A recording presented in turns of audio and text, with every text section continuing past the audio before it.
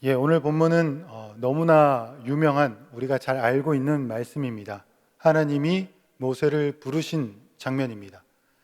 모세가 어느 날 장인의 양떼를 치고 가고 있었는데 호렙산에 이르러서 거기서 떨기나무에 불이 붙어 있는 광경을 보았습니다. 그런데 그것에 조금 특이한 점이 있었는데, 하나는 그 떨기나무에 불이 꺼지지 않았다는 점과 또 다른 하나는 거기에서 음성이 들렸다는 겁니다. 모세야, 모세야 라고 하나님이 부르셨고, 하나님은 모세에게 내가 너에게 이스라엘을 출애굽시키는 구원의 사명을 주겠다 라고 말씀하셨습니다.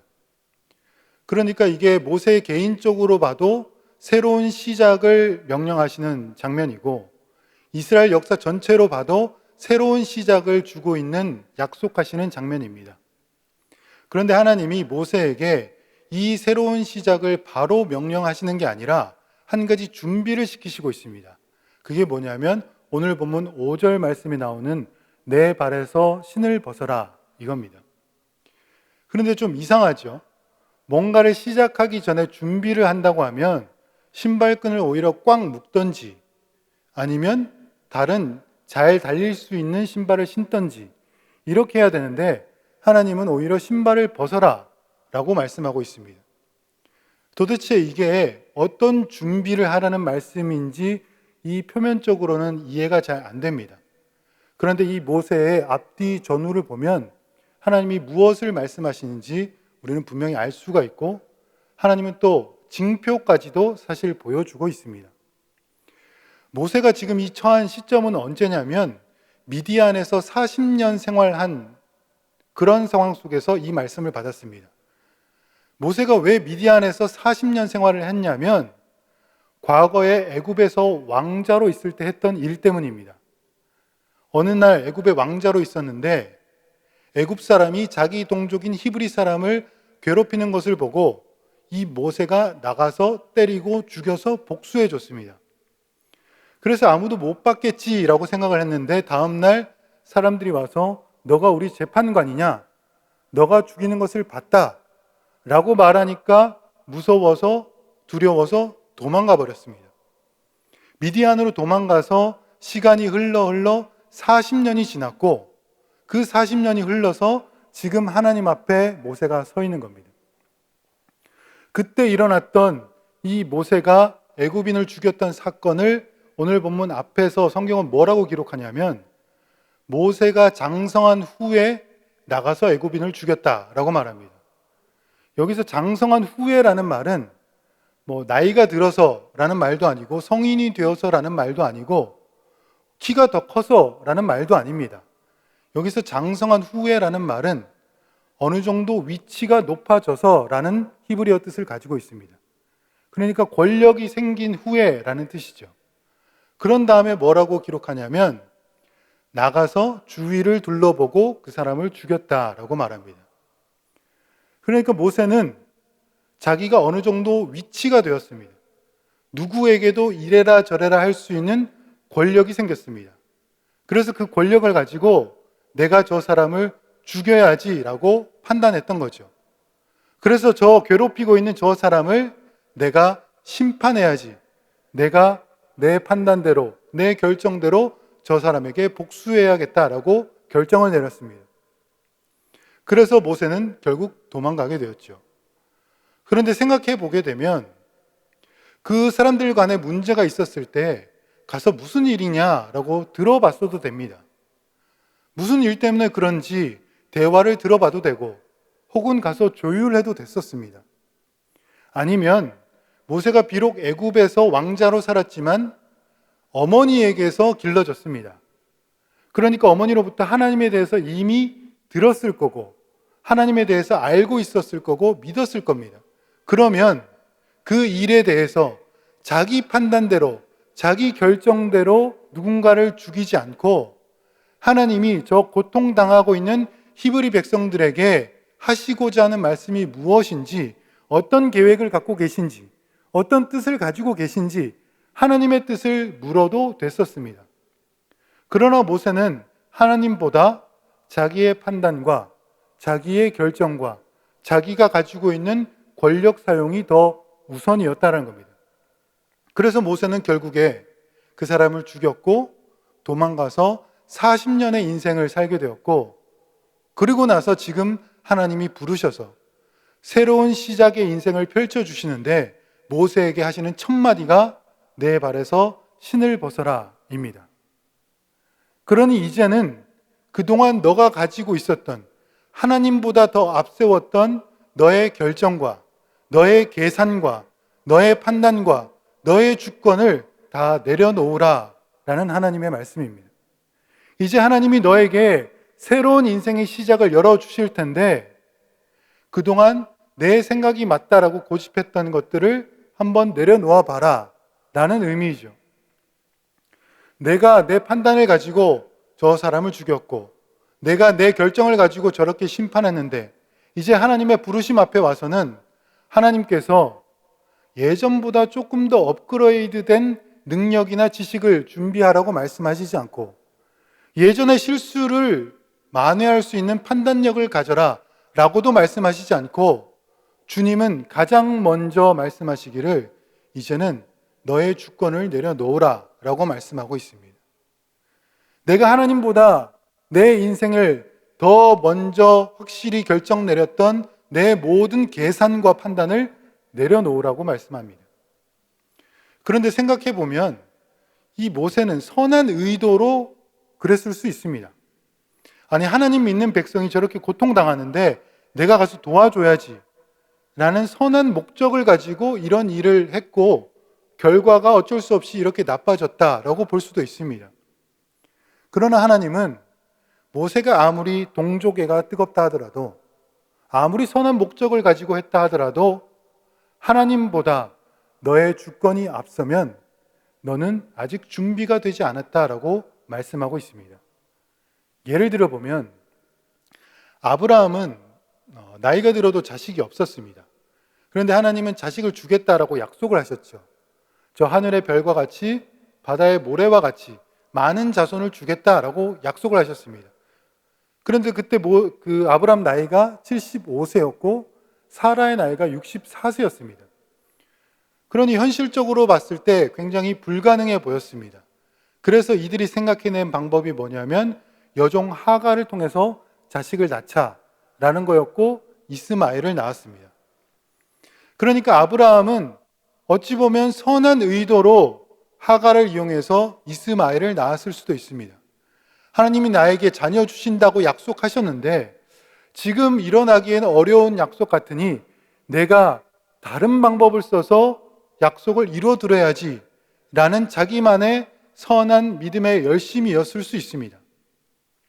아니, 하나님이 이렇게 약속하셨는데 하나님 믿는 자라면 내 삶이 잘 돼야지, 그래야 주변 사람들에게 하나님 얼굴 먹칠하지 않고 하나님 영광 드러낼 수 있지 라고 선한 목적으로 그렇게 했을 수도 있습니다.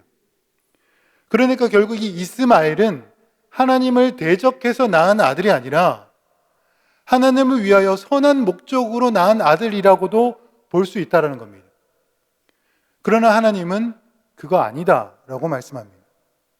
너의 생각과 너의 계산과 너의 판단으로 하는 것이 아니라 하나님의 주권과 하나님의 계획과 하나님의 섭리 가운데 이루어지는 것이다 라고 하시고 아브라함에게 더 기다리라 25년을 기다리게 하신 다음에 100세의 아들을 주셨습니다.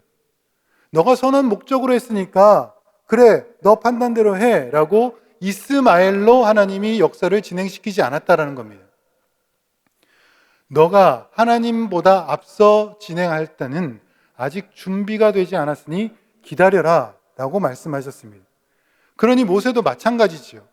하나님께서 40년 세월을 지나서 이제 새로운 인생을 펼쳐 가시는데 하나님이 가장 먼저 준비하기를 원하시는 것은 내 인생의 주인이 나라고 여기는 그 주권과 계산과 판단을 내려놓으라는 겁니다. 내가 내 인생의 주인이라고 여기는 인생, 그것이 아니라 하나님이 내 인생의 주인이라고 여기는 인생, 내가 하나님이라고 여기는 신앙 말고 하나님이 하나님 되시는 신앙, 그것을 가장 먼저 준비하라라고 말씀하고 있는 겁니다. 내가 마치 하나님인 양 이게 맞다, 저게 틀리다, 이게 옳다, 저게 그르다 라고 말하는 그런 내 주권적 신앙 말고 하나님의 뜻이 무엇인지, 하나님이 말씀이 무엇인지, 하나님이 원하시는 것이 무엇인지에 가장 먼저 귀 기울이고 모든 건 내려놓고 앞에 서는 것, 하나님은 그것을 가장 먼저 준비하라고 말씀하고 있습니다. 그러니 우리 역시에게도 마찬가지죠. 우리 이제 곧 12월을 맞이하게 됩니다.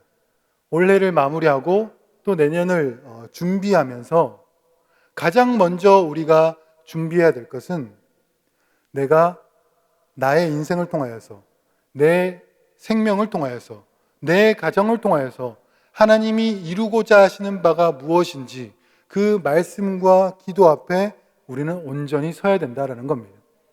이때가 되었으면 더 말씀과 기도 앞에 시간을 드리고 간절함을 드리고 믿음을 드려야 된다는 겁니다.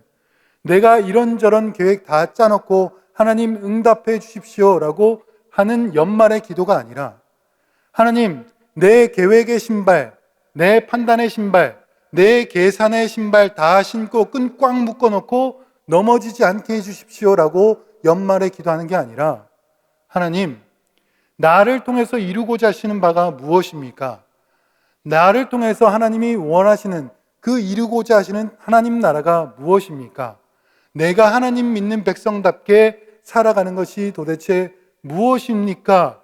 이것을 꽉 붙들어 매는 것이 우리에게 가장 먼저고 우선순위다라는 것입니다.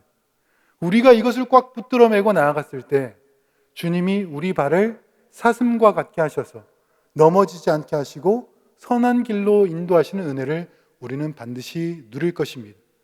따라서 오늘 이 모세에게 준비시키시는 내 발에 신을 벗어라, 이 말씀을 통하여서 나는 하나님보다 앞서 내 계산과 내 결정과 내 판단이 앞서진 않았는지, 그것들을 나도 내려놓아야 하지는 않은지 한번 돌아볼 수 있는 시간이 되었으면 좋겠습니다.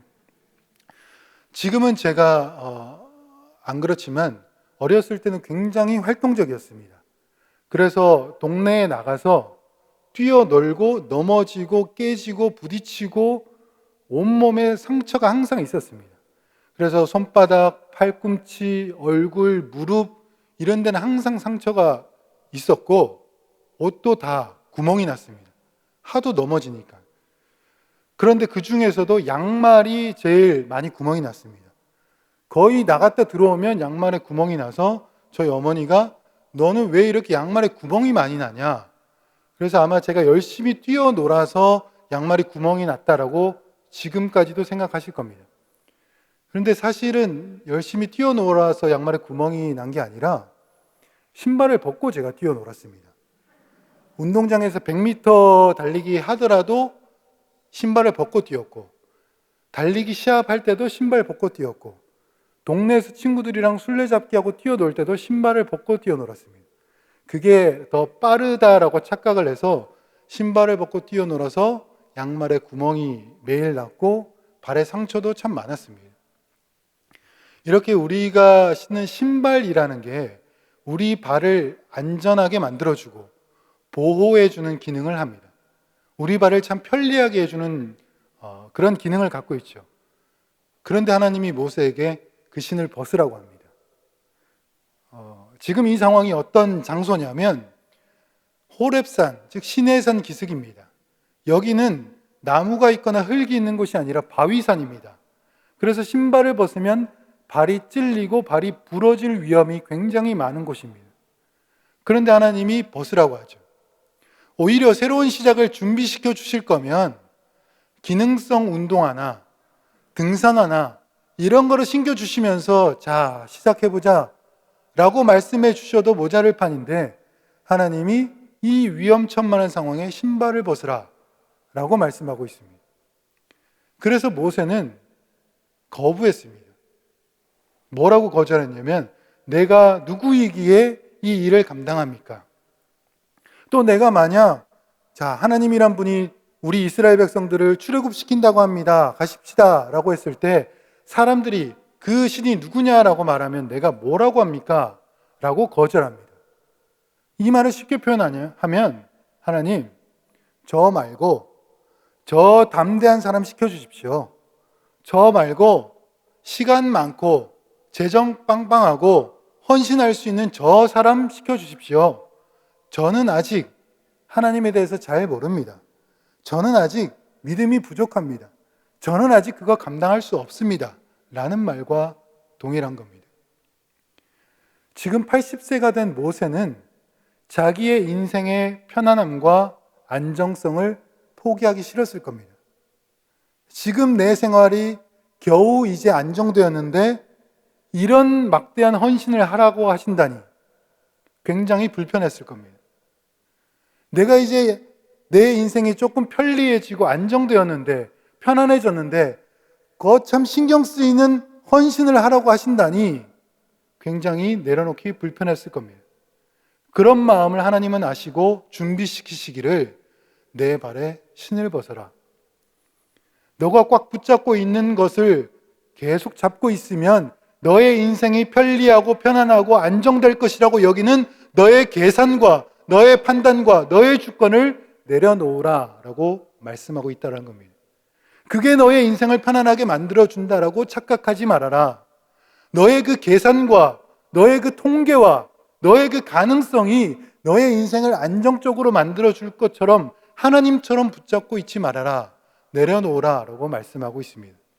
그러니 오늘 이 말씀은 믿음대로 살아가기 쉽지 않은 이 현실을 살아가는 우리들에게도 해당되는 말씀입니다. 하나님보다 앞서 저 세상 가치를 어떻게 잘 사용해서 내가 유익을 누릴 수 있을까?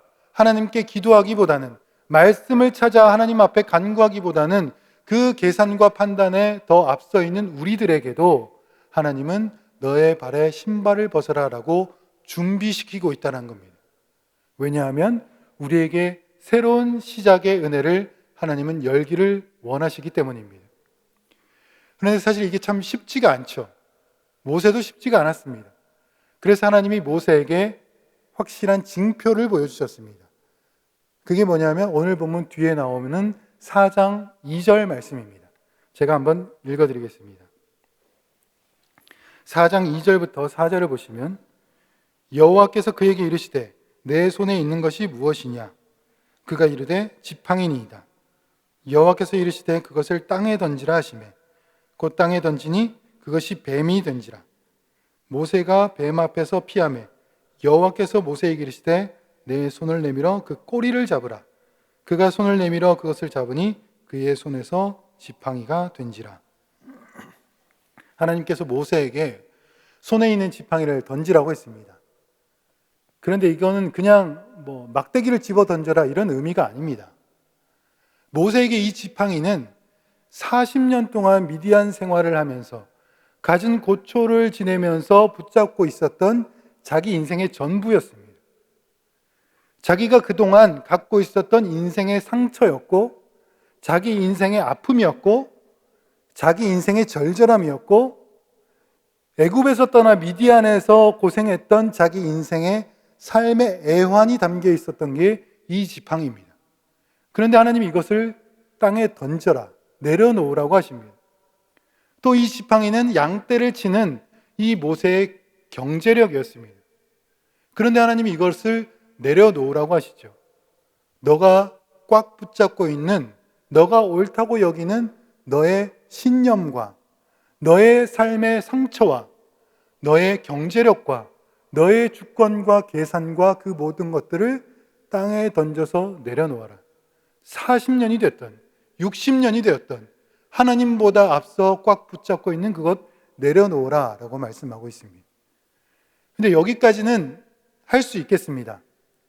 이것까지는 포기하고 내려놓을 수 있겠습니다. 순종하며 내려놓을 수 있겠는데 문제는 그 다음입니다. 내려놓았더니 그게 뱀이 되었는데 하나님이 뱀의 꼬리를 잡으라고 하십니다. 아는 분들은 아시겠지만 뱀을 잡으려면 이 목을 콱 붙잡아야 됩니다. 그렇지 않고 꼬리를 붙잡으면 이 뱀이 일어나서 손을 물어버리죠. 그러니까 하나님은 거의 죽으라는 겁니다. 뱀을 잡으라고 하시면 목을 잡으라고 하시든지 아니면 마취총을 쏘라고 하시든지 이렇게 하셔야 되는데 꼬리를 잡아라 라고 말씀하고 있습니다. 여러분 여기까지 하실 수 있겠습니까? 내가 만약에 내가 생각했던 내 인생의 주권과 계산과 계획과 미래의 모든 것들을 다 내려놓으면 내가 이 세상 돌아가는 섭리에 삼켜져서 내 인생은 낙오자가 되고 실패자가 될 것만 같은 이 독사의 위험과도 같은 이 두려움 앞에 하나님 말씀대로 다 믿고 순종하실 수 있겠습니까? 그런데 하나님은 분명하게 말씀하셨습니다. 뱀의 꼬리를 잡아라. 이 말을 다른 말로 하면 내가 뱀의 꼬리를 잡으면 뱀의 머리는 하나님이 잡으시겠다라는 뜻입니다.